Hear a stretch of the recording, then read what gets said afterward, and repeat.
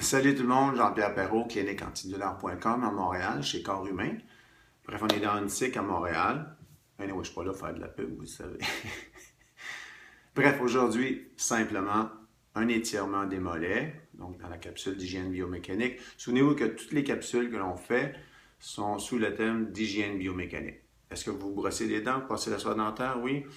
Bien, vous pourriez faire le même genre de soins, on pourrait dire hygiène musculaire. Mais j'aimais mieux biomécanique.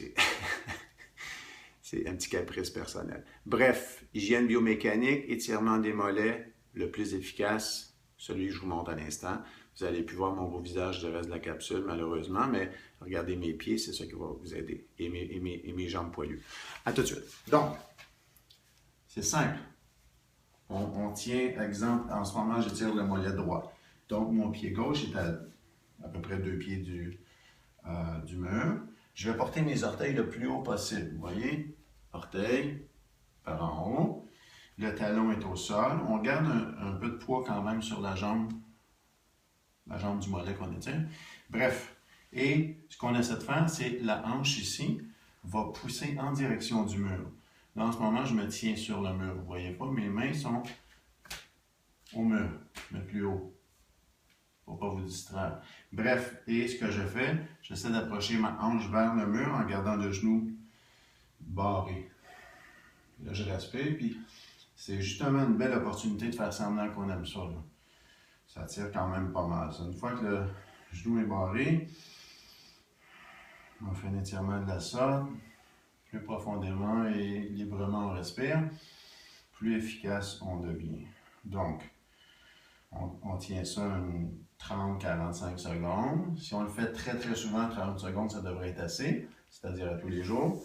Si on le fait moins souvent, on peut tenir un peu plus longtemps. Donc, je vais faire l'autre jambe, la même chose. Je vais porter mes orteils le plus haut possible sur le mur, tout en ayant le talon au sol. Puis, mon pied droit en ce moment est à peu près à 60 cm, 70 cm du mur. Puis là, je pousse mes deux hanches, mon bassin vers le mur, en direction du mur. Puis mes mains sont sur le mur pour stabiliser. Comme ça, pendant que je tire des fibres musculaires dans la jambe, ben, mon bassin n'est pas en train de tenir l'équilibre. L'équilibre se tient parce que j'ai les mains au mur. Je respire bien. Je relâche.